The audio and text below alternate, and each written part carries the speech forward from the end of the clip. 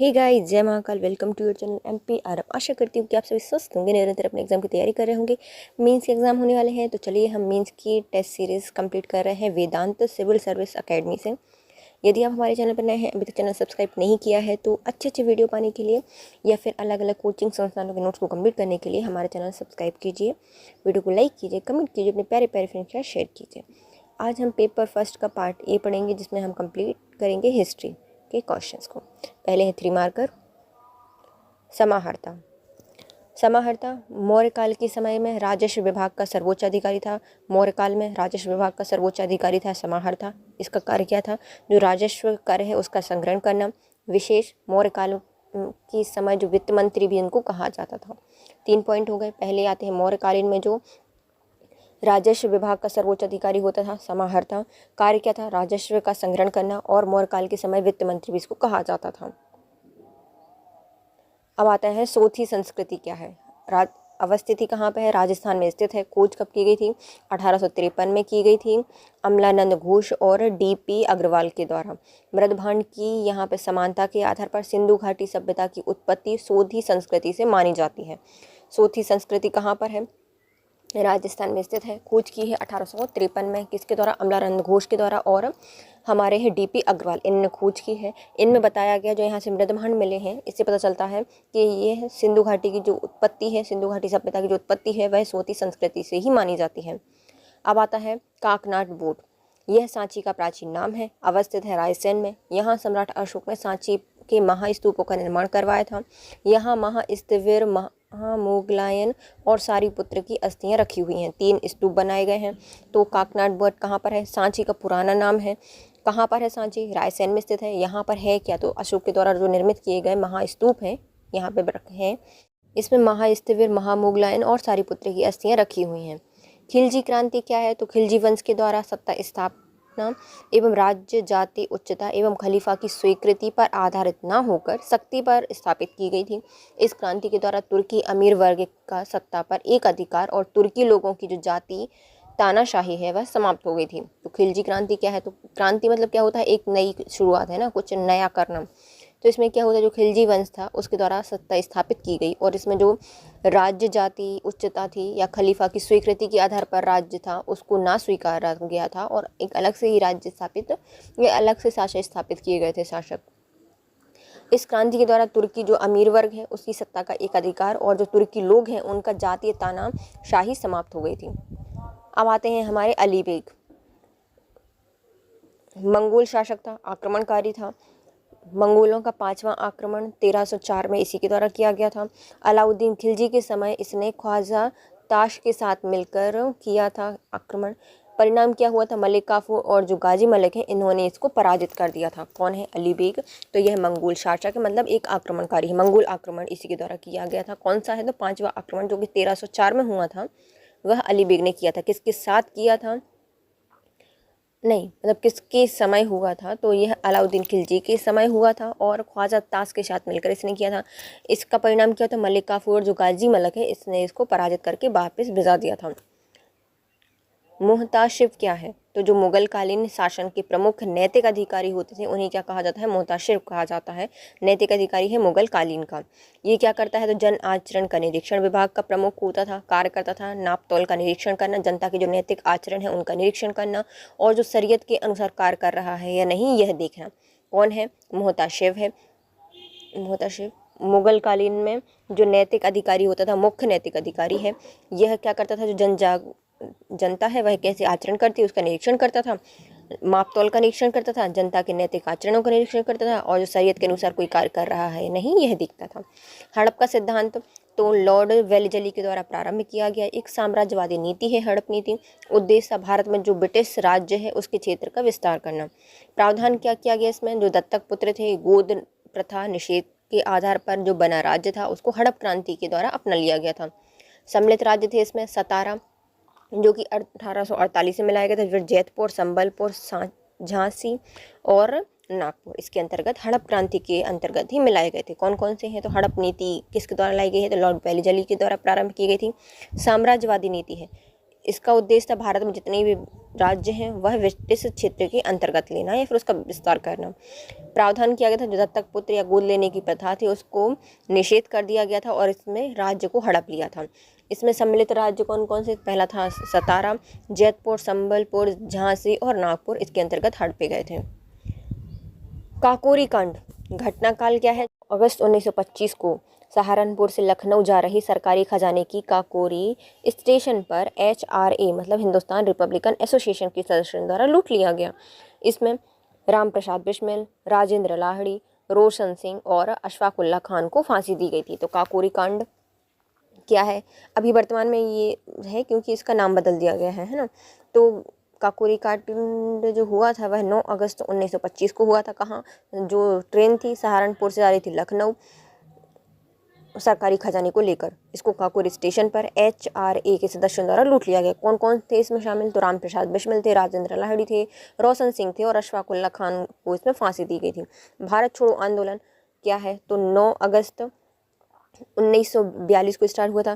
Cripps mission की असफलता के बाद इसको प्रारंभ किया गया था। गांधी जी ने इसमें करो या मरो का नारा दिया था। इसको यूसुफ मेहर अली ने भारत छोड़ो का नारा लिखा था। और जो हमारे अंग्रेज़ हैं उन्होंने क्या किया था? ऑपरेशन 0 आवर चलाया था और कांग्रेस के ज़्यादातर नेताओं को इसमें गिरफ्तार कर लिया था। उषा मेहता जैसे जो नेता थे इन्होंने खुफिया रेडियो का संचालन किया था। भारत छोड़ो आंदोलन 9 अगस्त 1942 क्रिप्स मिशन की असफलता के बाद मुंबई में इसको आयोजित कराया गया था। इसमें गांधी जी के द्वारा करो या मरो का नारा दिया गया था। इसमें भारत छोड़ो का जो नारा है वह दिया गया है यूसुफ मेहर अली के द्वारा। इसमें अंग्रेज़ों के द्वारा ऑपरेशन 0 आवर चलाया गया था जिसमें बड़े बड़े नेताओं को गिरफ्तार किया था। तब उषा मेहता जैसे जो क्षेत्रीय या फिर खुफिया लोगों ने इन्हें मतलब उषा मेहता ने क्या है खुफिया रेडियो का संचालन किया था। टांट्या भील वास्तविक नाम है इनका तांत्या भील। जन्म इनका 1842 में खंडवा पघाना में हुआ था। 1857 की क्रांति में मध्य प्रदेश के खंडवा खरगोन से इन्होंने क्रांति का नेतृत्व किया था। इन्हें भारत का रॉबिन हुड, नेवाड़ का गौरव एवं जननायक के नाम से जाना जाता है। 19 अक्टूबर 1989 को इनको फांसी दी गई थी। कौन है ये? टांट्या भील है। वास्तविक नाम तांत्या भील है। जन्म इनका खंडवा के पघाना में हुआ था। वहीं से इन्होंने खरगोन खंडवा से ही 1857 की क्रांति का नेतृत्व किया था। इन्हें भारत का रॉबिन हुड, नेवाड़ का गौरव एवं जननायक के नाम से जाना जाता है। इनको फांसी हुई थी लेकिन 19 अक्टूबर 1989 को इनको फांसी दी गई थी। फिर आते हैं हमारे गौड़ी चित्रकला क्या है? तो गौड़ जनजाति के द्वारा विकसित की गई है। इसमें जो उनकी पारंपरिक गौड़ संस्कृति होती है उसके चित्र बनाए जाते हैं और देवी देवताओं के चित्र बनाए जाते हैं। प्रमुख चित्रकार है नर्मदा सिंह, आनंद सिंह श्याम, जनगढ़ सिंह श्याम और सुमेर सिंह। विधानसभा जो मध्य प्रदेश की है वहाँ पर गौड़ चित्रकला के अनुपम उदाहरण देखने को मिल जाएंगे। गौड़ी चित्रकला क्या है? गौड़ जनजाति के द्वारा उनकी संस्कृति के देवी देवताओं के चित्र बनाए जाते हैं। गौड़ी चित्रकला कहलाती है। प्रमुख हैं इसमें नर्मदा सिंह, जनगढ़ सिंह श्याम, आनंद सिंह और सुमेर, ये प्रमुख चित्रकार हैं। और इसकी विशेषता ये है कि जो मध्य प्रदेश का विधानसभा भवन है वहाँ पर गौड़ चित्रकला के अनुपम उदाहरण देखने को मिल जाएंगे। साहित्य देवता माखनलाल चतुर्वेदी जी की कृति है, 1942 में लिखी गई थी। विधा है इसकी निबंध विधा जो कि गद्य काव्य है। विशेषता है कि साहित्य के देवता की जो गणना है वह संसार की 7 सर्वश्रेष्ठ कृतियों में की जाती है। साहित्य का देवता जो कृति है वह किसके द्वारा लिखी गई है? माखनलाल चतुर्वेदी के द्वारा लिखी गई है। कब लिखी गई थी? 1942 को लिखी गई थी। इसकी विधा है निबंध विधा जो कि गद्य काव्य की है। इसकी विशेषता है कि यह जो दुनिया के सबसे 7 सर्वश्रेष्ठ कृतियां हैं उनमें इनकी गणना की जाती है। तुलसाबाई तो यशवंतराव होलकर की पत्नी और मल्हारराव होलकर की तृतीय की संरक्षिका थी। तुलसाबाई को अव्यवस्थित शासन प्रबंधन के कारण सैन्य विद्रोह का सामना करना पड़ा था और जो महिदपुर के समीप सेना द्वारा इनकी हत्या कर दी थी। तुलसाबाई कौन है? तो यशवंतराव होलकर की पत्नी थी और जब इनकी मृत्यु हो गई तो उनके जो बेटे थे मल्हारराव होलकर तृतीय इनकी संरक्षिका रही हैं। तुलसाबाई को अव्यवस्थित प्रशासन के कारण सैन्य विद्रोह का सामना करना पड़ा और महिदपुर के समीप सेना के द्वारा इनकी हत्या कर दी गई। फिर आता है लखेरी का युद्ध। इसका समय पीरियड रहा है 1793 को। महादजी सिंधिया एवं तुकोजीराव होलकर के मध्य हुआ था लखेरी का युद्ध। इस युद्ध में जो महादजी सिंधिया है वह विजय हुए थे लेकिन उन्होंने इस विजय को शोक दिवस के रूप में मनाया था। कौन सा युद्ध है? लखेरी का युद्ध है। लखेरी किसके द्वारा लड़ा गया था? तो इसमें सिंधिया और होलकर लड़ रहे थे। तो सिंधिया में आते हैं हमारे महादजी सिंधिया और होलकर में आते हैं तुकोजीराव सिंधिया। इनके बीच मध्य लड़ाई हुई थी 17 1993 में, और इसमें जीते थे हमारे महाजी सिंधिया, लेकिन इन्होंने इसको शोक दिवस के रूप में आयोजित किया था, मनाया था। फिर आते हैं हमारे हिम्मत बहादुर। बहादुर का सामना किया, बहादुर से सामना किया कहाँ से? बुंदेलखंड के शासक हैं अनूपगिरी, इनका अन्य नाम भी मिलता है। मोधा या फिर गोसाई राज्य का संस्थापक थे। इनकी विशेषता क्या थी कि इन्हें जो हिम्मत बहादुर हैं इनको बुंदेलखंड में किंग मेकर के नाम से जाना जाता है। पद्माकर ने हिम्मत बहादुर विदुरावली में अनुपम गिरी के 3 युद्धों का वर्णन किया है। तो जो हिम्मत बहादुर हैं ये हैं कहाँ से? तो हमारे बुंदेलखंड के शासक माने जाते हैं। इनको बुंदेलखंड का किंग मेकर भी कहा जाता है। इनने क्या क्या स्थापित की है? तो हिम्मत से मोघा और गोसाई राज्य के संस्थापक रहे हैं। 1772 में इसकी स्थापना की थी। और इनके ऊपर एक कृति लिखी गई है जो लिखी है पद्माकर जी ने, जिसका नाम है हिम्मत बहादुर विरुदावली, जिसमें जो अनुपम गिरी है इन्हीं का नाम है अनुपम गिरी, और इन्हीं के बाद 3 युद्धों का वर्णन किया गया है। अब आते हैं हमारे 5 मार्कर्स। 5 मार्कर में पहला क्वेश्चन है हमारा, ऋग्वेद कालीन सामाजिक दशा का विवरण कीजिए। जो ऋग्वेद है उसमें सामाजिक दशाएं क्या चल रही थी, क्या हो रहा था, क्या मतलब किस तरीके से समाज था, उसका वर्णन करना है। तो ऋग्वेद कालीन समाज की जानकारी हमें ऋग्वेद से ही प्राप्त होती है। इसमें हम देखते हैं पहले या तो क्या देखते हैं, कोई भी सामाजिक जीवन देखने के लिए हम परिवार, समाज, स्त्री, दश, शिक्षा और दासों की स्थिति देखी जाती है मेनली। तो परिवार कैसा था? तो कबीलाई स्वरूप था, पितृ सत्तात्मक समाज था, समता मूलक समाज था, संयुक्त परिवार की प्रथा प्रचलित थी। स्त्रियां कैसी थीं? तो स्त्रियों का जो स्थान था वह सम्माननीय था। इसमें कुछ विदुषियां भी मिलती हैं जैसे कि लोपामुद्रा और घोषा। शिक्षा मौखिक दी जाती थी और शिक्षा का उद्देश्य सिर्फ बौद्धिक विचार करना होता था। दोष मतलब जो दास थे उनकी स्थिति भी कठोर नहीं थी और सामाजिक जीवन अपने प्रारंभिक अवस्था में थी। तो जो ऋग्वेद का काल है उसमें समाज कैसा था? तो जो समाज था वह बहुत अच्छा देखने को मिलेगा, प्रारंभिक स्तर है। तो सबसे पहले आता हमारा परिवार, तो कबीलाई स्तर पे था। उसमें फिर आती समाज, तो समतामूलक समाज था, पितृसत्तात्मक समाज था और संयुक्त परिवार की प्रथा प्रचलित थी। स्त्रियों को शिक्षा दी जाती थी, अच्छी स्थिति थी। और इसमें हमें कुछ विदुषियों के नाम मिलते हैं जैसे लोपामुद्रा और घोषा। फिर आती शिक्षा मौखिक दी जाती थी और इसका मेन उद्देश्य होता था कि चिंतन करना, बौद्धिक चिंतन करना। दासों की स्थिति अच्छी थी क्योंकि ये प्रारंभिक स्तर चल रहा है सामाजिक जीवन का। फिर आते हैं हमारे बौद्ध धर्म के संरक्षण में कनिष्क का मूल्यांकन कीजिए। मतलब जो बौद्ध धर्म का संरक्षण किया है कनिष्क के द्वारा, तो उनका मूल्यांकन करना है। बौद्ध साहित्य के अनुसार कनिष्क अशोक के बाद दूसरे महान बौद्ध सम्राट रहे हैं जिन्होंने बौद्ध धर्म को अपनाने के बाद अपने सिक्कों पर महात्मा बुद्ध की प्रतिमा को प्रधानता दी है। तो किसके बाद? तो अशोक के बाद सबसे महान सम्राट आते हैं कनिष्क, जिन्होंने बौद्ध धर्म को स्वीकारा और उसका प्रचार प्रसार किया। ये महान शासक थे। ये संरक्षण किया है इन्होंने, बौद्ध धर्म को राजाश्रय दिया था। बौद्ध धर्म के प्रचार के लिए इन्होंने मध्य एशिया, चीन, जापान, तिब्बत में बौद्ध भिक्षुओं को भेजा था। बौद्ध विद्वानों को संरक्षण दिया था। इसमें वसुमित्र, अश्वघोष जिसके द्वारा बुद्ध चरित्र की रचना की गई है, इनको संरक्षण दिया था। इन्होंने बिहार में स्तूप बनवाए थे, मठ बनवाए थे और मतलब बिहार स्तूप, मठ आदि बनवाए थे बौद्ध भिक्षुओं के लिए धर्म का प्रचार करने में मतलब कर सकें, इसके लिए अलग अलग जगहों पर स्थान भी इन्होंने बनवाए थे। चौथी बौद्ध संगीति का आयोजन कुंडलवन में कश्मीर में इन्हीं के समय किया गया था। इस प्रकार जो बौद्ध धर्म है इनके संरक्षण के रूप में कनिष्कों को द्वितीय अशोक के नाम से भी जाना जाता है। अशोक के बाद दूसरे महान सम्राट रहे हैं कनिष्क, जिन्होंने बौद्ध धर्म को संरक्षण दिया, अपनाया और उसका प्रचार प्रसार किया। इन्होंने बहुत सारे बौद्ध मठ बनवाए, स्तूप बनवाए, किनके लिए? बौद्ध भिक्षुओं के लिए, जिससे कि वे प्रचार प्रसार कर सकें। इन्होंने कई विद्वानों को संरक्षण दिया, जिसमें प्रमुख आते हैं अश्वघोष और वसुमित्र। अश्वघोष के द्वारा लिखी गई है बौद्ध चरित्र। बौद्ध धर्म के प्रचार के लिए इन्होंने मध्य एशिया, जापान, चीन, तिब्बत आदि में क्या भेजे थे? बौद्ध भिक्षु भेजे थे। और इनकी समय ही जो चौथी बौद्ध संगीति है वह आयोजित कराई गई कुंडलवन कश्मीर में। अब आते हैं अलाउद्दीन खिलजी के आर्थिक सुधारों का संक्षिप्त में वर्णन कीजिए। जो अलाउद्दीन खिलजी है इसका हमें क्या वर्णन करना है? उसके आर्थिक सुधार का वर्णन करना है। बरनी तारीख की ये फिरोजशाही से हमें इसकी जानकारी मिलती है। अमीर खुसरो की जो ख्वाहिश उन फितूर है इससे जानकारी मिलती है। इन्होंने साम्राज्य विस्तार किया। रक्षा आर्थिक स्थिति सुधारने के लिए इन्होंने राज्य क्षेत्र में आर्थिक सुधार को लागू किया। मतलब इनको साम्राज्य विस्तार करना था, सुरक्षा करनी थी और आर्थिक स्थिति को सुधारना था। तो क्या करना पड़ेगा? सबसे पहले उनको आर्थिक सुधार ही करने पड़ेंगे। अमीर जमींदारों या जागीरदार हैं उनको अनुदान में दी जाने वाली जो भूमि थी उनको छीन लिया और खालसा भूमि में परिवर्तित कर दिया। मतलब इतनी सारी भूमि थी उनकी अमीरों के पास, तो उनको उनसे छीन लिया और किसको दे दी गई? जो खालसा भूमि थी उनको दे दी गई। भू राजस्व की दरों में वृद्धि कर दी, 50% तक वृद्धि कर दी, है ना। खम्स जो लूट का धन होता था उसमें राज्य का 20% से 80% कर दिया। पहले 20% राज्य को दिया जाता था और लूटने वाले होते थे उनको मिल जाता था, लेकिन अब 80% कर दिया उसको। जनता पर नए नए कर लगाए थे, जैसे कि चराई कर, आवासीय कर, करही। दास पर लगाए जाने वाला, वसूल किया जाने वाला जो नया विभाग था वह था दीवाने मुस्तखराज, जो दासों पर लगान वसूली के लिए प्रारंभ किया गया था।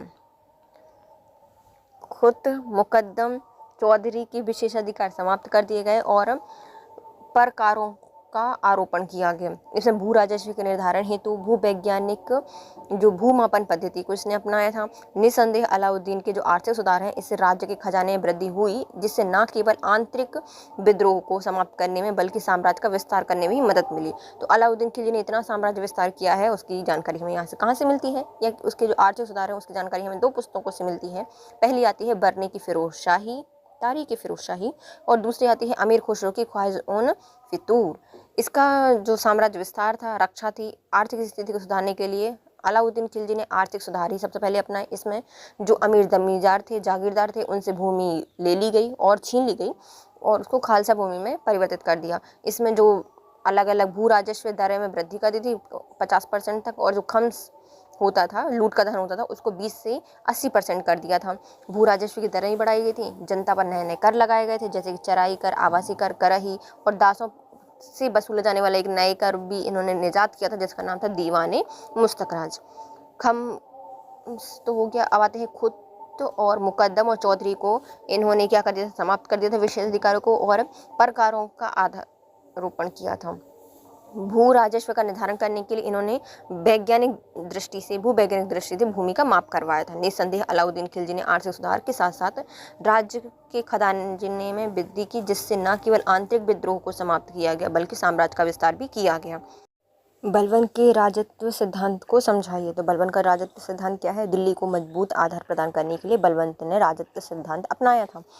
इसकी जानकारी हमें तारीख ए फिरोजशाही जो कि जियाउद्दीन बर्नी के द्वारा लिखी गई है उससे मिलती है। उद्देश्य क्या था इसकी? राज्य या जो ताज की प्रतिष्ठा स्थापित करना, आर्थिक स्थिति में सुधार करना और जो मंगोल आक्रमण थे उनसे रक्षा करना। 3 प्रमुख उद्देश्य थे: ताज की प्रतिष्ठा स्थापित करना, आर्थिक स्थिति में सुधार करना और मंगोल आक्रमण से रक्षा करना। पहले आते हैं इसके सिद्धांत क्या थे। तो इसके 3 सिद्धांत थे: प्रतिष्ठा, शक्ति एवं न्याय। प्रतिष्ठा में राजा का जो देवीकरण सिद्धांत है इसको माना था, मतलब पैगंबर के सदृश से इसने खुद को रखा था। रक्त की शुद्धता पर बल दिया था। जिल्लेलाही या नियमत ए खुदाही की इसने उपाधि धारण की थी। फिर आते हैं शक्ति में। तो दीवाने खारिज की स्थापना की थी, लोह रक्त की नीति अपनाई थी और तुर्कन ए चहलगानी का दमन किया था। न्याय में इसने धर्म जाति के भेदभाव से परे समान न्याय की स्थापना की थी। इसके राजत्व की जो ईरानीकरण किया था, इसने जो राजत्व है उसका ईरानीकरण किया था। इसने दरबार की भव्यता एवं शिष्टता जो कि सजदा और पैबोस को अपनाया था। ईरानी त्योहार एवं रीति रिवाज मनाने स्टार्ट किए थे। पुत्रों के नाम ईरानी नामकरण रखे थे, जैसे कि कैकुबाद। सीमाएं क्या थी? तो गुलाम वंश के पतन का कारण बना था ये, और तुर्क अमीरों का वर्चस्व था। सीमाएं पे लगा दी थी। तो बलबन के राजत्व सिद्धांत को क्या मतलब समझाना है, क्या किया था इसने? तो इसने जो दिल्ली सल्तनत है उसको मजबूती प्रदान करने के लिए बलबंत के द्वारा राजत्व सिद्धांत अपनाया गया था। राजत्व सिद्धांत की हमें जानकारी कहाँ से मिलती है? तो जो तारीख फिरोजशाही है जियाउद्दीन बर्नी की, उससे हमें जानकारी मिलती है। उद्देश्य इसके क्या थे राजत्व सिद्धांत के? पहला, राज्य की प्रतिष्ठा स्थापित करना, आर्थिक स्थिति में सुधार करना और मंगोल आक्रमण से रक्षा करना। इसने उसके लिए 3 सिद्धांत अपनाए थे। पहले प्रतिष्ठा से संबंधित, शक्ति से संबंधित और न्याय से। प्रतिष्ठा में इसने जो खुद को राजा का देवीकरण माना था, मतलब पैगंबर के सदृश राजा को माना जाता था। रक्त की शुद्धता पर बल दिया था और खुद को क्या बताया था? ईरानी बताया था कि हम ईरानी के बहुत बड़े घराने से संबंध रखते हैं, है ना। और इसने जिल्लेलाही और नियामत खुदाई की उपाधियां धारण की थी। शक्ति में आते हैं दीवाने खारिज की स्थापना की थी, रक्त और लोहे की नीति अपनाई थी, तुर्क ने चहलगानी का दमन किया था। न्याय में इसने धर्म जाति के भेदभाव से परे समान न्याय की स्थापना की थी। राजत्व का ईरानीकरण किया था, मतलब दरबारों की भव्यता एवं श्रेष्ठता पर बल दिया था। सजदा पैबोस जैसी परंपराएं निभाई थी या फिर स्टार्ट की थी। ईरानी त्योहार रीति रिवाज मनाए थे। पुत्रों के नाम है ईरानी नामकरण किए गए थे, जैसे कैकुबाद, कै खुसरो वगैरह। सीमाएं क्या थी? गुलाम वंश के पतन का कारण था। और जो अमीर थे उनका जो तुर्की अमीर थे उनका वर्चस्व सीमित कर दिया था। भारत में राष्ट्रवाद के उदय के कारणों की समीक्षा की, मतलब भारत में जो राष्ट्रवाद उदय हुआ है उसकी क्यों हुआ है, रीज़न क्या थे उसके। तो ब्रिटिश शासन और उसके प्रत्यक्ष या परोक्ष परिणाम एवं राष्ट्रीय आंदोलन के विकास के लिए भौतिक, नैतिक, बौद्धिक परिस्थितियों ने भारत में राष्ट्रवाद को जन्म दिया। बहुत सारे कारण थे भारत में राष्ट्रवाद के लिए। कौन कौन से नैतिक, बौद्धिक और पारिस्थितिक कारण थे भारत में राष्ट्रवाद को जन्म देने के लिए। कारण क्या था, पहला आता है देश की जो राजनीति थी, प्रशासनिक और आर्थिक एकीकरण से राष्ट्रीय भावना का विकास आसानी से हो सका था। तो राजनीति, प्रशासनिक और जो आर्थिक एकता थी, एकीकरण था, उससे क्या हुई, राष्ट्र की भावना में विकास हुआ, आसानी से उसको बढ़ावा मिला। 19वीं शताब्दी में आधुनिक पाश्चात्य शिक्षा और विचारधारा प्रसार से बड़ी संख्या में भारतीयों ने एक आधुनिक, बुद्धिगत एवं धर्मनिरपेक्ष, जनतांत्रिक, राष्ट्रवादी राजनीति दृष्टिकोण अपना लिया। तो जैसे 19वीं शताब्दी में पाश्चात्य शिक्षा आई, नई विचारधारा का प्रचार प्रसार हुआ, इससे भारतीयों को पता चला कि आधुनिक, बुद्धिगत, धर्मनिरपेक्ष, लोकतांत्रिक, जनतांत्रिक और राष्ट्रवादी राजनीति दृष्टिकोण भी पता चले और उसने अपना लिए।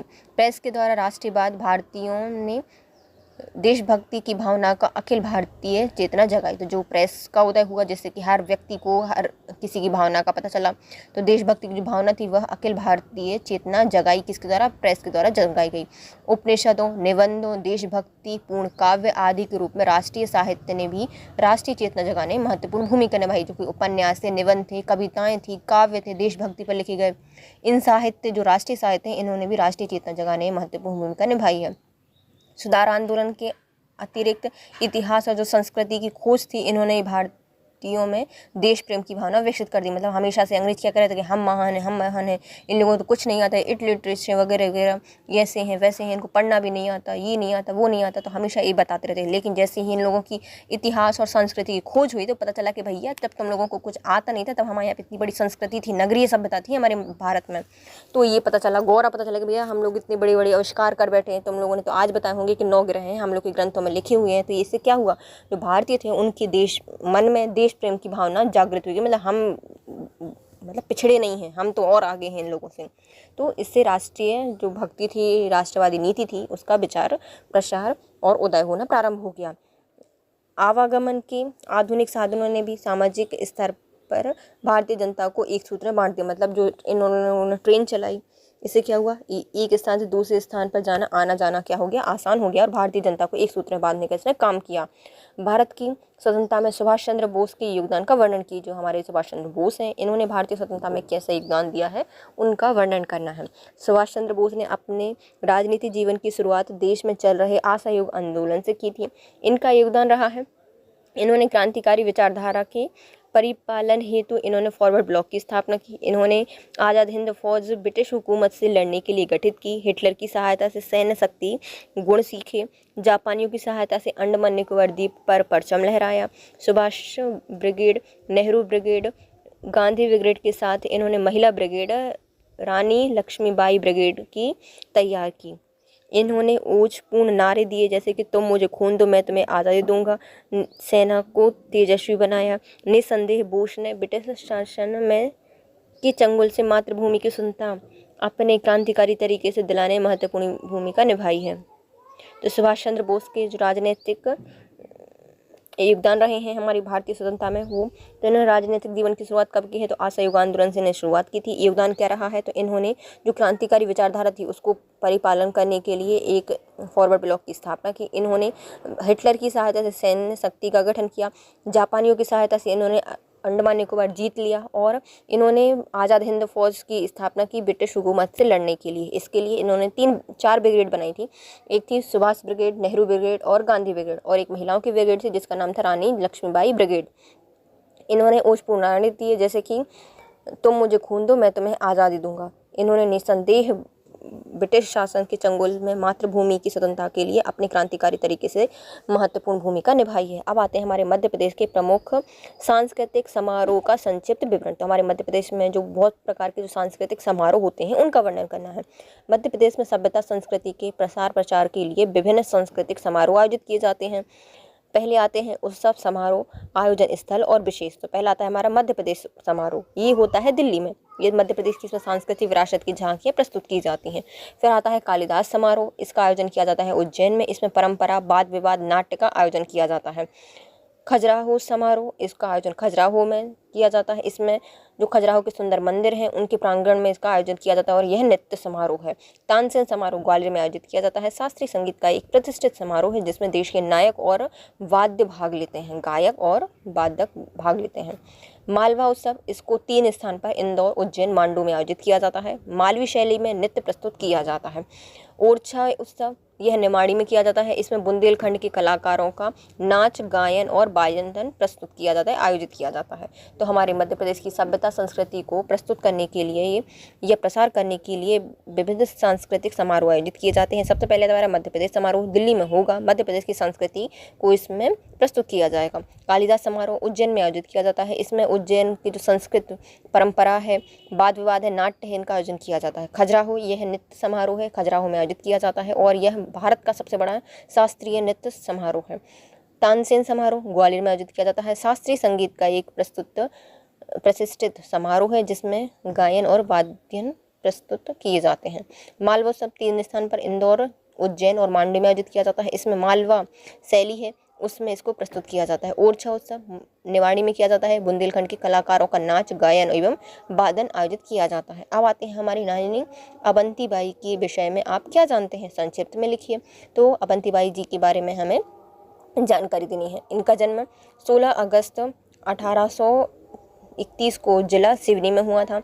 यह रामगढ़ रियासत के राजकुमार विक्रमाजीत से विवाह हुआ था, विक्रमाजीत से, और इन्होंने 1851 के बाद राज्य का संचालन अवंतीबाई द्वारा संभाला गया। रामगढ़ राज्य की हड़प क्रांति की तरह हड़पने के लिए कोड ऑफ वाइट्स की कार्यवाही और राज्य प्रशासन हेतु सर्वकार की नियुक्ति की गई थी और अंग्रेजी शासन का विरोध कर इन्होंने सर्वहाकारों को रामगढ़ से बाहर खदेड़ दिया और 1857 की क्रांति में भाग ले लिया। मंडला पर आक्रमण करके इन्होंने डिप्टी कमिश्नर को पराजित किया। बार्डी-गार्टन है, इन्होंने बदले की भावना से रामगढ़ पर आक्रमण किया और लेफ्टिनेंट बार्डन के नेतृत्व में अंग्रेजी सेना और अवंतीबाई के सैनिकों के मध्य युद्ध हुआ जिसमें अंग्रेजी सेना विजय हुई और 20 मार्च 1858 को स्वयं की तलवार से इन्होंने अपने प्राण को राष्ट्र के लिए उत्सर्ग कर दिए। वीरांगना अवंतीबाई जी 1857 की क्रांति में शहीद हुई थी और यह शहीद होने वाली पहली महिला स्वतंत्रता सेनानी थी। देखो हम देखते हैं अपनी अवंतीबाई को, कहाँ की है, रामगढ़ की, झांसी की रानी को कहा जाता है रामगढ़ की रानी है। इनका जन्म रामगढ़ में नहीं बल्कि सिवनी में हुआ था। इनका ससुराल है रामगढ़ में, तो सिवनी में इनका जन्म हुआ था। कब? 16 अगस्त 1831 में। रामगढ़ रियासत के जो विक्रमाजीत हैं उनके साथ इनका विवाह हुआ था और 51 में इन्होंने अपनी बागडोर संभाली थी क्योंकि ये इनके जो हस्बैंड थे वो डेथ हो गई थी, इनकी मृत्यु हो गई थी। रामगढ़ में हड़प नीति के तहत ही कोर्ट ऑफ वार्ड्स की कार्यवाही की गई और इसमें एक सर्वहाकार की नियुक्ति की गई। इन्होंने उसका विरोध किया और सर्वहाकार को निकाल दिया अपने राज्य से, जिसमें 1857 की क्रांति में भाग ले कि चलो आओ हमसे लड़ के देखो। जैसे जो डिप्टी कमिश्नर थे उसको भी पराजित किया मंडला जाकर, तो वहाँ पर बार्डी-गार्टन थे, उसने बदले की भावना से इनसे बदला लेने के लिए लेफ्टिनेंट बार्डन को नेतृत्व में एक सेना भेजी जिनके दोनों के मध्य युद्ध हुआ। अवंतीबाई की सेना हार गई और इन्होंने 20 मार्च 1858 को अपनी तलवार से स्वयं के प्राण निछावर कर दिए भारत के लिए और यह 1857 की क्रांति में शहीद होने वाली प्रथम भारतीय महिला स्वतंत्रता सेनानी थी। अब आते हैं हमारे रायसेन की संधि का उल्लेख कीजिए। तो रायसेन की संधि नवाब नज़र मोहम्मद खान और ईस्ट इंडिया कंपनी के मध्य 1818 में हुई थी। इसकी शर्तें क्या थी? पहले आते हैं नवाब ने अंग्रेजों की अधीनता स्वीकार कर ली। कंपनी ने नवाब और उत्तराधिकारी को मान्यता दे दी गई, अब तुम नवाब हो और तुम्हारे उत्तराधिकारी इसको उत्तराधिकारी रहेंगे, तो मान्यता दे दी गई। कंपनी ने बाह्य आक्रमण से भोपाल रियासत की सुरक्षा करने की जिम्मेदारी ली कि भैया तुमसे बाहर कोई आक्रमण करेगा तो हम उनसे लड़ेंगे। अंग्रेजी नवाब के आंतरिक मामले में हस्तक्षेप नहीं करेंगे और इन्हें बोला कि भैया तुम्हारे जितने मामले हैं हम कोई हस्तक्षेप नहीं करेंगे। ब्रिटिश सेना भारत भोपाल में रह सकती है। तो इन्होंने बोला कि हम तुम्हारी हस्तक्षेप नहीं करेंगे, लेकिन हम रह लेंगे। लेकिन बात तो अलग ही थी, ये हस्तक्षेप करते ही थे हमेशा, लेकिन इन्हें वचन दिया था। तो कौन सी है? रायसेन की संधि है, 1818 में हुई थी। नज़र मोहम्मद खान को नज़र लग गई थी अंग्रेज़ों की और संधि हो गई। शर्तें क्या रखी गई थी कि जो हमारा ब्रिटिश शासन है वो इनकी उत्तराधिकार को, नवाबों को मान्यता प्रदान करेगा। ब्रिटिश कंपनी बाह्य आक्रमण से भोपाल रियासत की रक्षा करेगी और उनके यहाँ पर रह सकती है भोपाल में और बिना आंतरिक मामले में हस्तक्षेप किए। अब आते हैं हमारे सिंधी वंश, जो सिंधिया वंश है, इनके उत्थान में दौलत राव सिंधिया के योगदान का विवरण करना है। जो दौलत राव सिंधिया थे, उन्होंने सिंधिया वंश का कैसे उत्थान किया वो लिखने हैं। तो दौलत राव सिंधिया ने 15 वर्ष की आयु में ग्वालियर रियासत की 7वें महाराज बने थे। तो कौन से राजा बने थे? 7वें महाराज बने थे 15 वर्ष की आयु में। इनकी शासन अवधि कब रही है? तो 1794 से 1827 तक इनका शासन रहा है। मराठा साम्राज्य के भीतर वर्चस्व के लिए संघर्ष एवं युद्धों के साथ इनका संघर्ष होता रहा है। इनका योगदान क्या रहा है? दौलत राव सिंधिया ने दूसरे और तीसरे आंग्ल मराठा युद्ध में महत्वपूर्ण भूमिका निभाई है। राजधानी को उज्जैन से ग्वालियर स्थानांतरित की थी। मराठा क्षेत्र पर कब्जा किया। आंग्ल मराठा युद्ध के समय अंग्रेजों के साथ 1803 में सुरजी अर्जन गांव की संधि की थी। सुरजी अर्जन गांव की संधि की थी। धार देवास के मराठा पवारों से क्षेत्र जब्त कर लिया था। 1811 में चंदेरी पर विजय प्राप्त की। 1811 में ही पंडारियों का दमन किया और 1817 में ग्वालियर की संधि की।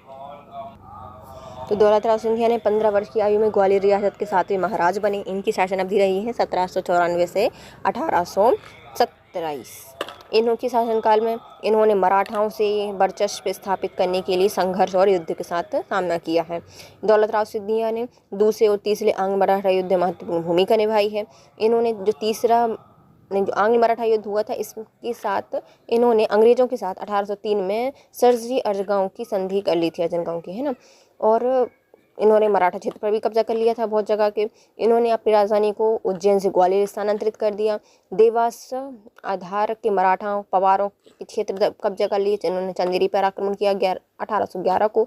1811 में ही पिंडारियों का दमन किया और 1817 में इन्होंने ग्वालियर की संधि की। अब आते हैं हमारे 11 मार्कर। राजपूतों की उत्पत्ति के संबंध में दिए गए जो सिद्धांत हैं उनका विस्तार से चर्चा करनी है। राजपूतों की उत्पत्ति से संबंधित सिद्धांत। भारतीय इतिहास में सामान्यतः 8वीं शताब्दी से 13वीं शताब्दी का काल राजपूत काल माना जाता है। वास्तुतः इस काल में अनेक छोटे राज्यों की स्थापना हुई। इस शासकों ने स्वयं को राजपूत वंश से संबंधित बताया।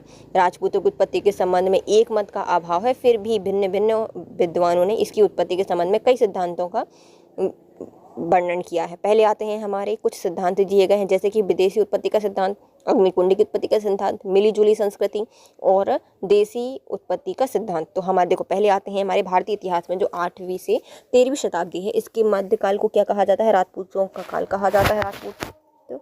और इसमें जो छोटे छोटे कई राज्य की स्थापना हुई थी और इनमें जो जितने भी शासक थे इन्होंने बताया था कि वो क्या है? राजपूत हैं। राजपूत की उत्पत्ति का संबंध तो पता नहीं चलता कि कहाँ से हुआ है, लेकिन फिर भी कुछ विद्वानों ने इसके अलग अलग सिद्धांत दिए हैं, जैसे कि मुख्यतः 4 सिद्धांत माने जाते हैं। विदेशी उत्पत्ति का सिद्धांत, देसी उत्पत्ति का सिद्धांत, अग्निकुंड से उत्पत्ति का सिद्धांत और मिलती जुलती जाति। पहले आता है विदेशी उत्पत्ति का सिद्धांत। मत किसके द्वारा दिया गया है? तो कर्नल टाड, कुक्स और भंडारकर ने दिया है। इसमें मत है कि भारत के जो मूल निवासी नहीं थे, ये हूण, जो शक हैं, कुषाण हैं आदि विदेशियों ने आक्रमण किया और उनकी संतानें थी कौन? हमारे राजपूत। तर्क दिया जाता है कि इनके रहन सहन, अस्त्र शस्त्र, युद्ध में रथों का प्रयोग विदेशी शासकों की ओर ही इंगित करता है। खंडन क्या किया जाता है कि भैया अच्छा तो ये राजपूत खुद स्वयं को विदेशी क्यों नहीं मानते? राजपूत अपनी उत्पत्ति सूर्य और चंद्र से क्यों बताते हैं? रीति रिवाज विदेशियों से हैं, लेकिन पूर्व में भी प्रचलित थे, विदेशियों से आने के पहले भी हम जानते थे। तो ये इसका खंडन किया जाता है। तो विदेशी उत्पत्ति के सिद्धांत के पहले आते हैं हमारे कौन? प्रतिपादक। कौन है? कर्नल टाड है, कुक्स हैं और भंडारकर हैं। इन्होंने बोला कि जो विदेशी आक्रमण हुए थे उसके भारत के मूल निवासी नहीं है राजपूत, उनके कारण जो आक्रमण हुए थे उसमें हूण, शक, कुषाण थे, इनकी संतानें हैं। तर्क किया जाता है कि रहन सहन देख लो, अस्त्र शस्त्र देख लो, युद्ध में रथों का प्रयोग करते हैं जो कि विदेशी शासक कर द्वारा किया जाता था। फिर आता है खंडन। तो जो राजपूत हैं वो खुद नहीं बोलते कि हम विदेश नहीं बोलते हैं, हम तो यहीं के हैं। पहला खंडन हो गया, वो बोलते हैं कि हमारी उत्पत्ति सूर्य और चंद्रमा से हुई है। रीति रिवाज तो भैया जब विदेशी नहीं आए थे हम तब से पालन कर रहे हैं, तो पूर्व में भी प्रचलित थे। फिर आते हैं देसी उत्पत्ति का सिद्धांत क्या है, तो इसके भी कुछ प्रतिपादक हैं, जैसे कि हैं गोपीनाथ शर्मा, श्री ओझा और डॉक्टर मिश्रा। इनका सिद्धांत है कि जो राजपूत हैं वह प्राचीन वैदिक क्षत्रिय वंशा उससे उत्पत्ति मानी जाती है, अतः वह भारतीय ही हैं। पिंगल सूत्र में राजपूतों को ब्राह्मण की संतान बताया गया है, लेकिन कुछ अभिलेख सूर्यवंशी और चंद्रवंशी बताते हैं आर्यों की संतान थे। जैसे कि प्रथा में इनकी आते हैं अग्नि पूजा, सती प्रथा और बलिदान। पाणिनि के अष्टाध्यायी में राजपूत शब्द का जिक्र किया गया है। महाभारत में भी जो भिन्न भिन्न अस्त्र चलाने वाले राज होते थे उनको राजपूत कहा जाता था। उपयुक्त विश्लेषण से यह देसी उत्पत्ति का सिद्धांत अधिकतम माना जाता है और यह भारतीय ही है, ये इसका खंडन अभी तक नहीं किया गया है। तो देसी उत्पत्ति का सिद्धांत अभी तक जो मान्य है वो क्या है, तो इसके प्रतिपादक रहे हैं हमारे गोपीनाथ शर्मा, डॉक्टर शर्मा मिश्रा, श्री ओझा। इनके मत हैं कि जो हमारे राजपूत थे वह वैदिक क्षत्रिय वंश से इनकी उत्पत्ति हुई है और ये भारतीय थे। पिंगल साहित्य में भी इस राजपूतों का वर्णन मिलता है और इसमें बताया गया है कि यह ब्राह्मणों की संतान थे, लेकिन कुछ ग्रंथ बोलते हैं कि ये चंद्रवंशी और सूर्यवंशी थे। कुछ विद्वानों में अभिलेखों से इनकी प्राप्ति होती है और कुछ मानते हैं कि यह आर्यों की संतान थे, क्योंकि इनकी प्रथा जैसे कि अग्नि पूजा, सती प्रथा, बलिदान प्रथा ये उन्हीं से मानी जाती हैं। पाणिनि के अष्टाध्यायी में राजपूत शब्द का जिक्र मिलता है। महाभारत में जो अस्त्र चलाने वाले लोग होते थे उनको क्या कहा जाता था, राजपूत कहा जाता था। इसलिए जो देसी उत्पत्ति का सिद्धांत है वह अधिकांश भारतीय विद्वानों द्वारा माना जाता है। अग्निकुंड का सिद्धांत, इसकी स्रोत क्या है, पृथ्वीराज चौहान के जो दरबारी कवि थे चंद्रबरदाई, इन्होंने पृथ्वीराज राशों में इसका वर्णन मिलता है। अग्निकुंड के सिद्धांत का तर्क दिया जाता है कि जो ऋषि वशिष्ठ हैं उन्होंने आबू पर्वत पर एक अग्निकुंड बनाया, यज्ञ किया, उसमें 4 वंश निकले, प्रतिहार, परमार, चौहान और चालुक्य। अग्निकुंड का सिद्धांत क्या है, इसका प्रतिपादन किया गया है जो चंद्रबरदाई हैं उनके पृथ्वीराज राशों में इसका वर्णन किया गया है, जो कि पृथ्वीराज चौहान के दरबारी कवि थे। इसमें तर्क दिया गया है कि जो ऋषि वशिष्ठ हैं इन्होंने आबू पर्वत पर एक अग्निकुंड बनाया, वहाँ पर यज्ञ किया और वहाँ से 4 वंश निकले, प्रतिहार, परमार, चौहान और चालुक्य। मिलती जुलती जाति का सिद्धांत, मत दिया गया है कि जो राजपूत थे वह विदेशी जाति हूण, शक और कुषाण की संतान हो सकते हैं, मिली जुली जाति हो सकती है, या फिर भारत के वासी होते हैं, या फिर आर्यों की संतान हो सकते हैं। तर्क दिया जाता है कि राजपूत किसी जाति का नाम नहीं था, यह युद्धप्रिय और राज्य वंशों से संबंधित व्यक्ति राजपूत कहलाते थे। धीरे धीरे यह व्यवसाय से संबंध न रखकर जाति का आधार बन गया, जो कि सर्वमान सिद्धांत मिलीजुली संस्कृति का ही है या जाति का है। यह आर्य और विदेशी दोनों की संतान है। भारत की अन्य जातियों की तरह राजपूत भी मिश्रित जाति थे। राजपूत शब्द विदेशी आक्रमण के पश्चात ही 8वीं शताब्दी में प्रचलित हुआ था। जो मिलीजुली जाति का सिद्धांत क्या कहता है कि जो हमारा, इसमें 2 मत दिए जाते हैं, या फिर आर्य जो थे आर्यों की संतान हो सकते हैं, या फिर जो हमारे विदेशी आक्रमण हुए थे वो शक, हूण और कुषाणों की संतान के कारण ही राजपूतों की उत्पत्ति हुई है। तर्क दिया जाता है कि जो राजपूत थे वह किसी जाति का नाम नहीं था। जो युद्धप्रिय राजवंश लोग थे, व्यक्ति थे, उनको राजपूत कहा जाता था। धीरे धीरे से यह क्या व्यवसाय के साथ संबंध रखने लगा और जाति का आधार बन गया। सर्वमान सिद्धांत है मिलीजुली जाति का, क्योंकि आर्य और विदेशी दोनों की संतान हो सकते हैं राजपूत। भारत की जो अन्य जातियों की तरह राजपूत भी मिश्रित जाति हैं। राजपूत शब्द विदेशी आक्रमण के पश्चात ही 8वीं शताब्दी में प्रचलित हुआ था, पहले कोई नहीं जानता था। अब आते हैं हमारे शेरशाह सूरी द्वारा किए गए प्रमुख सुधारों को विस्तार से समझाइए। जो शेरशाह सूरी के द्वारा सुधार किए गए हैं उनको विस्तार से लिखना है। शेरशाह सूरी अफगानी शासक था जो कि बहुआयामी बहुमुखी प्रतिभा से संपन्न शासक था, जो कि साम्राज्य निर्माता प्रशासक के रूप में अकबर की पूर्वगामी माना जाता है। शेरशाह सूरी ने अनेक सुधार किए हैं और आगामी शासकों के लिए मार्गदर्शक बने हैं। शेरशाह सूरी क्या है, एक अफगान शासक है। क्या था, बहुआयामी बहु प्रतिभा संपन्न शासक, साम्राज्य निर्माता प्रशासक के लिए अकबर का पूर्वगामी है। इसने बहुत सारे सुधार किए हैं जो कि आगामी वाले शासक हैं उनके लिए मार्गदर्शक बने हैं। शेरशाह सूरी के सुधार कार्यों में आते हैं मुख्यतः 4 कार्य। पहले प्रशासनिक सुधार, भू राजस्व सुधार, सैन्य सुधार और जन कल्याण संबंधी सुधार। प्रशासनिक सुधार, भू राजस्व सुधार, सैन्य सुधार और जन कल्याण संबंधी सुधार। प्रशासनिक सुधार के अंतर्गत आते हैं केंद्रीकृत शासन की स्थापना की है इनने। प्रशासन हेतु विभिन्न विभागों का गठन किया था, जैसे कि दीवानी वजारत शासन के 3 अंग को स्वयं नेतृत्व करता था, तीनों अंगों का, और साम्राज्य को प्रांतों सूबों में विभक्त कर दिया था। इसने प्रशासन सुधार में क्या किया, जो हमारा पूरा शासन था उसको केंद्रीकृत कर दिया, केंद्रीकृत शासन की स्थापना की। इसने अलग से विभाग बनाया जो कि था दीवाने वजारत प्रशासन के लिए। प्रशासन के जो 3 अंग थे उसको स्वयं नियंत्रित करता था। प्रांतों साम्राज्य को प्रांतों में विभक्त कर दिया था, सूबे में विभक्त कर दिया था। फिर आता है भू राजस्व सुधार में, तो इसने भू माप हेतु गज ए सिकंदरी का प्रयोग किया था। किसानों को शोषण से बचाने के लिए इसने पंटा और कबूलियत प्रथा अपनाई थी। शेरशाह सूरी द्वारा जो लगान होती थी वह नगद और अनाज दोनों में ही देने की अनुमति दी गई थी। तो पहले आते हैं हमारे शेरशाह सूरी ने भू राजस्व में क्या काम किया था। तो पहले तो भूमि के माप करवा दी, गजे सिकंदरी से किसानों का शोषण हो रहा था इसलिए उसको पट्टे और कबूलियत प्रथा स्थापित कर दी। शेरशाह के द्वारा जो लगान थी वह नगद या फिर अनाज में किसी में भी दे दो, इसकी प्रथा की गई थी। फिर आते हैं सैन्य सुधार में। शेरशाह सूरी ने दाग और हुलिया प्रथा को अपनाया था, प्रारंभ किया था। योग्यता के आधार पर सैनिकों का वेतन निर्धारित किया गया था। पुलिस व्यवस्था के संदर्भ में उत्तराधिकारी का सिद्धांत लागू किया गया था। सैन्य विभाग में इसने क्या किया, घोड़े दागने और हुलियाकरण प्रथा प्रारंभ कर दी। योग्यता के आधार पर ही सेना जो थी उसको सैनिकों को वेतन दिया जाएगा। उन पुलिस व्यवस्था के संदर्भ में जो उत्तराधित्व है उसका सिद्धांत लागू कर दिया गया था, उत्तरदायित्व का, कि भाई तुम उत्तरदायी हो पुलिस के लिए। फिर आती है जन कल्याण संबंधी सुधार। जनता के कल्याण में क्या सुधार किए थे। पहले आते हैं हमारे, जिन्हें सड़कों का निर्माण करवाया था, जैसे कि जीटी रोड बनवाई थी, सरायों का निर्माण करवाया था और पोस्टल विभाग का निर्माण करवाया था। कौन कौन से विभाग बनाए थे जन कल्याण के लिए। सड़क निर्माण करवाई थी, GT road, grand tank road और सराय का निर्माण करवाया था और पोस्टल विभाग की स्थापना करवाई थी। शेरशाह के सुधार आगामी शासकों के लिए वरदान है। शेरशाह सूरी द्वारा स्थापित जो प्रणाली है वह अकबर के लिए मार्गदर्शक बनी। अकबर की भू राजस्व व्यवस्था शेरशाह सूरी के विचारों का निवेश थी। शेरशाह सूरी की जो पट्टा और कबूलियत प्रथा है उसको अकबर ने भी जारी रखा। अतः शेरशाह भले ही लंबे अरसे तक अपने साम्राज्य को बनाए न रखा, किंतु लघु काल में ही अनेक सकारात्मक कार्य से मुगल साम्राज्य जैसे विराट साम्राज्य को मार्ग प्रशस्त कर दिया। तो शेरशाह सूरी ने के जो सुधार थे वह आगामी शासकों के लिए कैसे बलिदान साबित हुए, क्योंकि उन्होंने क्या किया था, एक स्थापित प्रणाली अकबर के लिए मार्गदर्शक बनी थी। इसकी अकबर के लिए भू राजस्व व्यवस्था शेरशाह सूरी के विचारों का ही निवेश थी। शेरशाह सूरी की जो पट्टा और कबूलियत प्रथा है उसको अकबर ने भी जारी रखा। भले अकबर के जैसा इसने बड़ा साम्राज्य स्थापित नहीं कर पाया, बहुत समय तक नहीं रह पाया, लेकिन इसने कुछ समय में ही जो मुगल साम्राज्य जैसे विराट साम्राज्य को मार्ग प्रशस्त कर दिया था। अब आते हैं हमारे औपनिवेशिक काल में हुए प्रमुख कृषक आंदोलन की विवेचना कीजिए। तो हमारे अंग्रेजों द्वारा भारतीय किसानों में व्यापक परिवर्तन किए गए, कृषि में व्यापक परिवर्तन किए गए, जिससे देश में कृषि जगत में हलचल पैदा हो गई और भारतीय कृषक निर्धनता की बेड़ियों में जकड़ गए। औपनिवेशवाद के अधीन भारतीय किसानों की निर्धनता के निम्न प्रमुख कारण थे। तो हमारे देश में क्या हुआ, अंग्रेजों आए, उन्होंने कृषि की में परिवर्तन कर दिए, बहुत सारी व्यापारिक खेती करने का उपाय दिया, जिससे कृषि जगत में हलचल पैदा हो गई और भारतीय किसान थे वह निर्धन की बेड़ियों में जकड़ गए।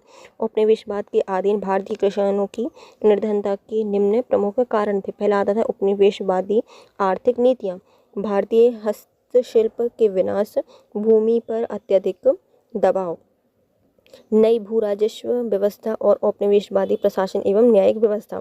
तो पहले कौन कौन सी नीतियाँ थी इनकी। उपनिवेशवादी आर्थिक नीति करती थी, मतलब ज़्यादा उपनिवेश करना है, उपनिवेशवादी हो गई थी आर्थिक नीति। भारतीय जो हस्तशिल्प है उसका विनाश हो गया था और भूमि पर ही अत्यधिक दबाव हो गया था।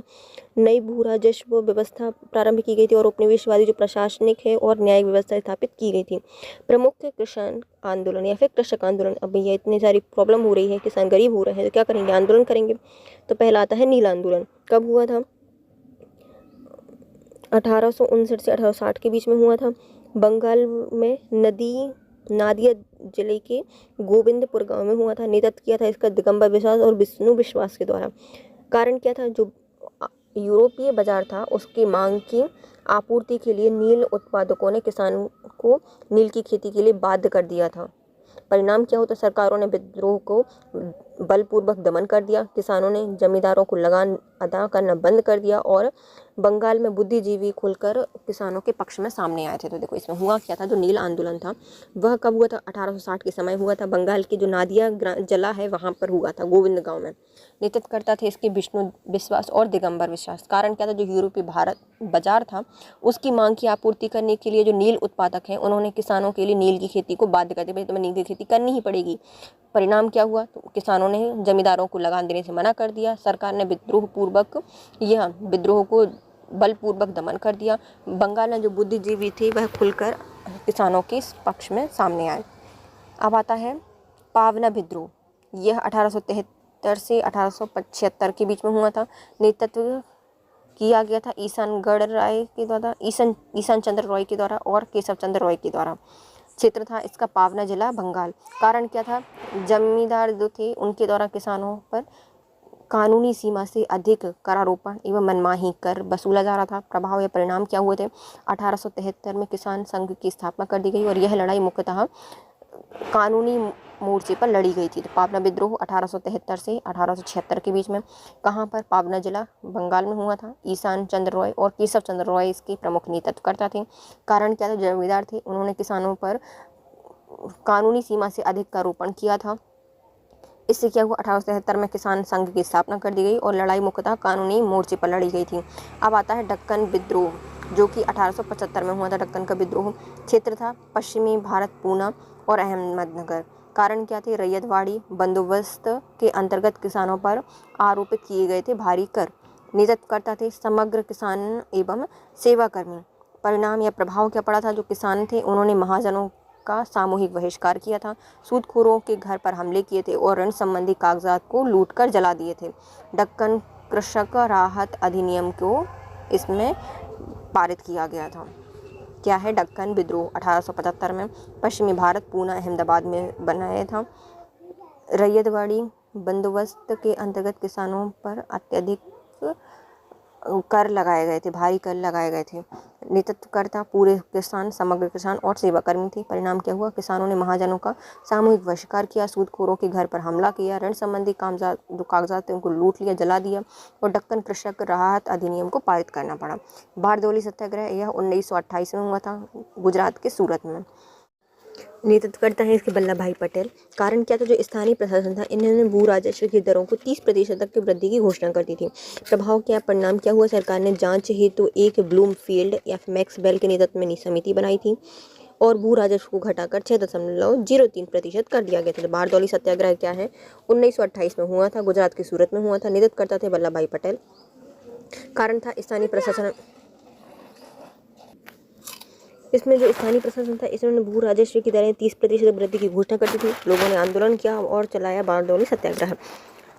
लेकिन फिर सरकार ने क्या किया, जांच हेतु एक ब्लूमफील्ड मैक्सवेल के नेतृत्व में समिति बनाई और भू राजस्व को घटाकर 6.03% कर दिया गया। फिर आता है तेभागा आंदोलन। इसको 1946 से 1950 तक चलाया गया था। बंगाल का क्षेत्र था। नेतृत्व करता थे इसके कंपाराम सिंह एवं भवन सिंह। कारण क्या था, भूमि कर की ऊंची दरें थी, बटाईदारों को, भूमि के मालिकों को उपज का आधा था और आधे से अधिक हिस्सा देना होता था। प्रभाव क्या पड़ा, किसानों की उपज का 2/3 हिस्सा प्राप्त हुआ किसानों को।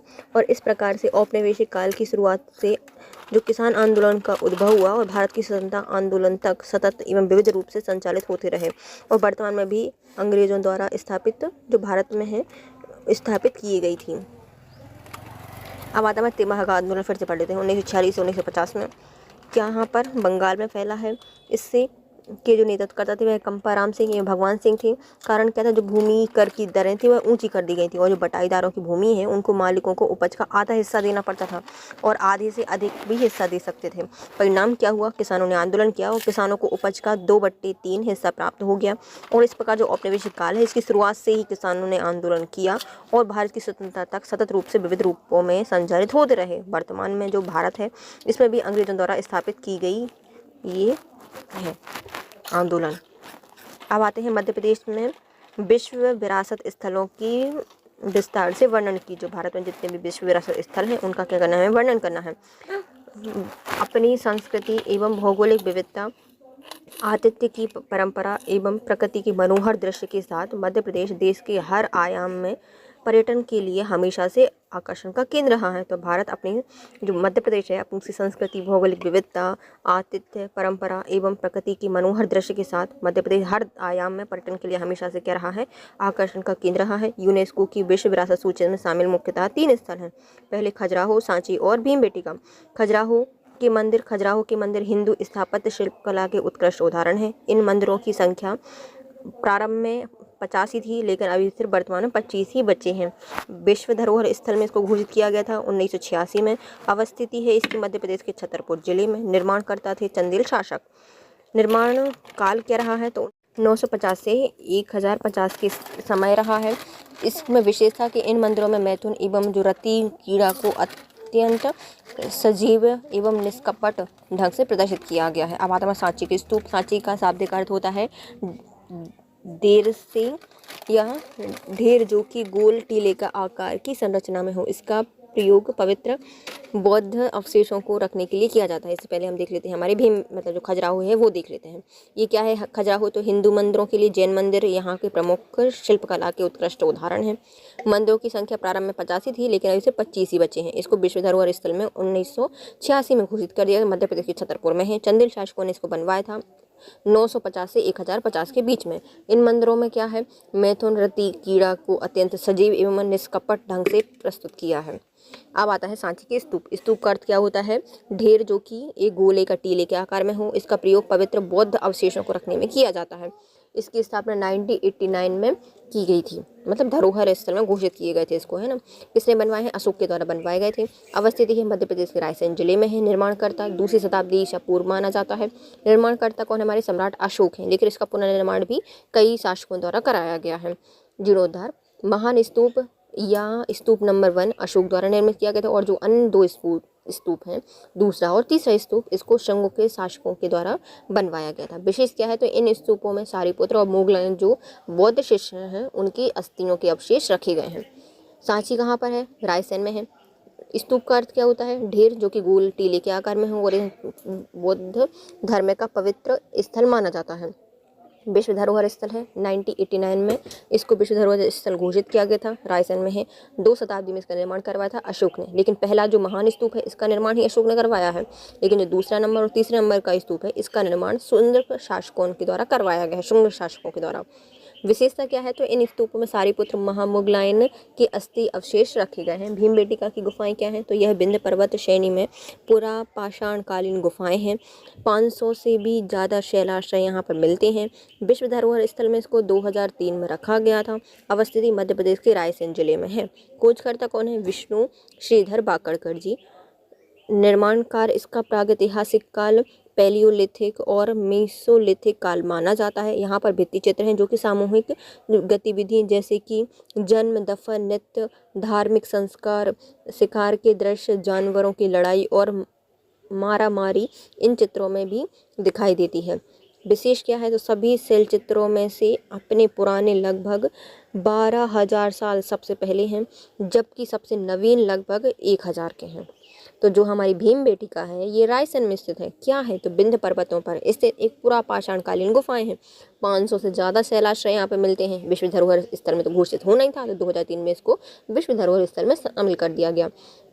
इसकी खोज किसने की थी, तो विष्णु श्रीधर बाकड़कर ने की थी। तो पता लगा कि ये ऐतिहासिक पैलियोलिथिक और मीसोलिथिक काल की चित्र हैं। इसमें भित्ति चित्र में मिलता क्या है, तो जन्म, दफन करने की, नृत्य के, धार्मिक संस्कार के, शिकार के दर्शन है, जानवरों की लड़ाई है, महामारी है, इन सब के चित्र यहाँ पे देखने को मिलते हैं। बहुत पुराने से बहुत नए तक हैं। तो पुराने सबसे पुराना जो चित्र है वह 12,000 साल पुराना है, और जो सबसे नवीन है वह 10,000 साल पुराना है, नहीं 1,000 साल पुराना है। फिर आता है जो मध्य प्रदेश की भव्यता को विश्व में स्थापित करने हैं, जो ये विश्व धरोहर स्थल है क्या करते हैं, तो हमारे भारत की संस्कृति को, मध्य प्रदेश की भव्यता को विश्व पर प्रसारित करते हैं।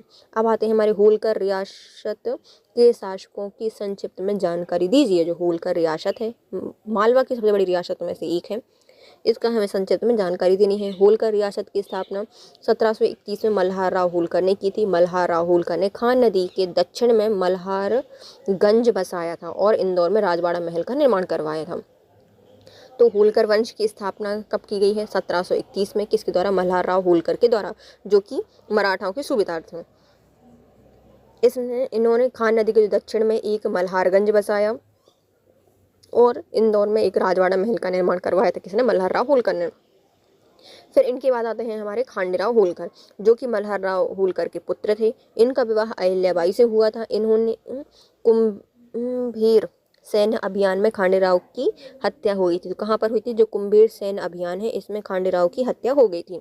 खांडेराव होलकर किसके पुत्र हैं? मल्हार राव होलकर के पुत्र, अहिल्याबाई होलकर के पति, और इनकी कुंभीर सैन्य अभियान में इनकी मृत्यु हो गई थी खांडेराव की। फिर आती हैं हमारी देवी अहिल्याबाई। 1767 से 1795 तक इनका कार्य रहा है।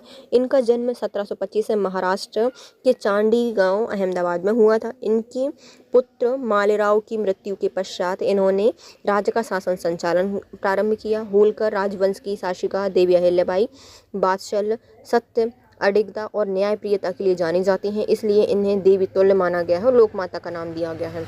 इनकी राजधानी महेश्वर और इंदौर को इन्होंने आर्थिक केंद्र बनाया था। महिला सेना का गठन किया था और निर्माण कार्य में आते हैं काशी का विश्वनाथ मंदिर, रामेश्वर, द्वारका, मथुरा में कई मंदिर घाटों का निर्माण करवाया था और सभी धर्मों को संरक्षण देने के लिए और जाति विभेद पर प्रतिबंध लगाया था। कौन है? देवी अहिल्याबाई होलकर। इनको देवी तुल्य माना जाता है। इनका शासनकाल कब से रहा है? 767 से 795 तक।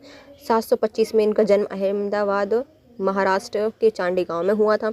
इनकी पुत्र जो मालेराव है, उनकी मृत्यु के बाद इन्होंने शासन का संचालन स्वयं किया और होलकर राजवंश की शासिका जो देवी अहिल्याबाई हैं, वह देवी तुल्य मानी जाती हैं क्योंकि वात्सल, सत्य, अडिगता और न्यायप्रियता के लिए जानी जाती हैं।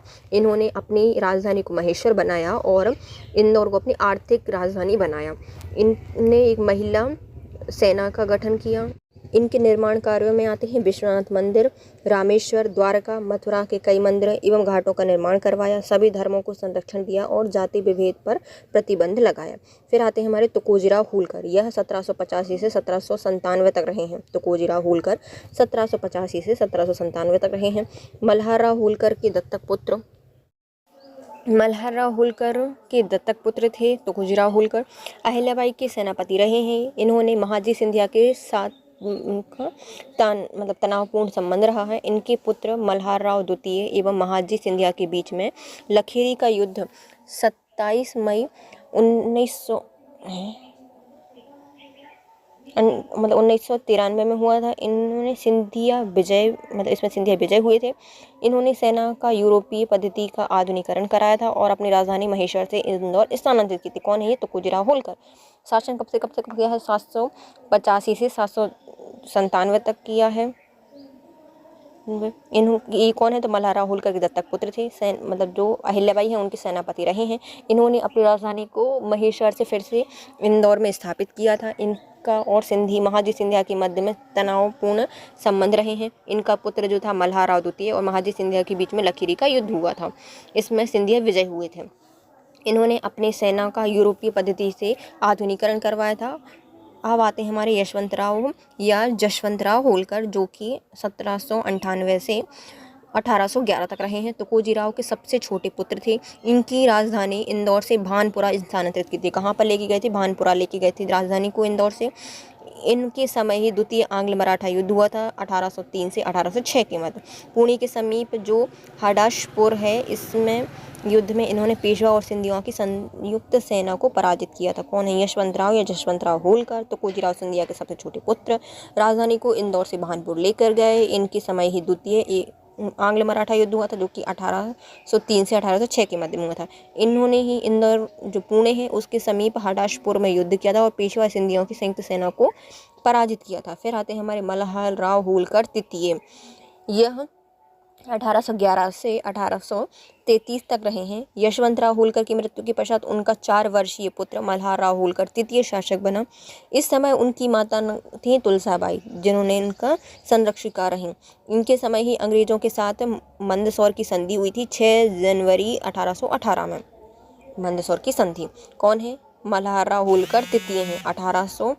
11 से 1833 तक शासन किया है। इनकी पिता यशवंतराव होलकर की मृत्यु के पश्चात 4 वर्ष के ये शासक बन गए। इनकी संरक्षिका थी इनकी माता तुलसाबाई। इनके समय ही अंग्रेजों ने आक्रमण किया और संधि की, मंदसौर की संधि, जो कि 6 जनवरी 1818 में हुई थी। फिर आते हैं हमारे तुकोजीराव सिंधिया तृतीय। इनका शासनकाल 1844 से 1886 तक रहा है। 1857 की क्रांति तुकोजीराव होलकर सिंधिया के बीच, मतलब तृतीय के बीच में ही समय रही है। इन्होंने विभिन्न प्रशासनिक सुधार किए, जैसे कि विभागों का पुनर्गठन किया, नए कानून बनाए, पंचायत पद्धति का गठन किया। 1867 में स्टेट मिल की स्थापना की। 1878 में पोस्ट ऑफिस एवं टेलीग्राफ संबंधी समझौते किए और महिला शिक्षा एवं शिक्षा में सुधार हेतु अनेक स्कूलों का निर्माण करवाया। कौन है हमारे तुकोजीराव होलकर तृतीय। इन्होंने 1844 से 1886 तक अच्छा शासन किया है। 1857 की क्रांति इन्हीं के समय हुई है। इन्होंने प्रशासनिक सुधार किए हैं, जैसे कि बहुत सारे विभागों का पुनर्गठन किया है, नए कानून बनवाए। इन्होंने पंचायती पद्धति का गठन किया।